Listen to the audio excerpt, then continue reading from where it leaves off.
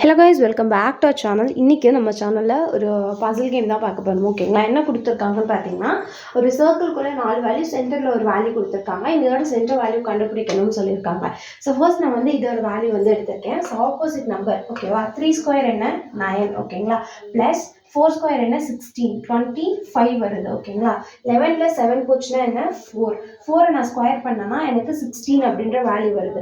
So 25 + 16 நான் வந்து பண்ணேன்னா எனக்கு 41 வேல்யூ வருது ஓகேவா. இந்த வேல்யூ தனியாக ஸ்கொயர் பண்ணி இந்த வேல்யூ தனியாக ஸ்கொயர் பண்ணி ஆட் பண்ணிட்டேன்.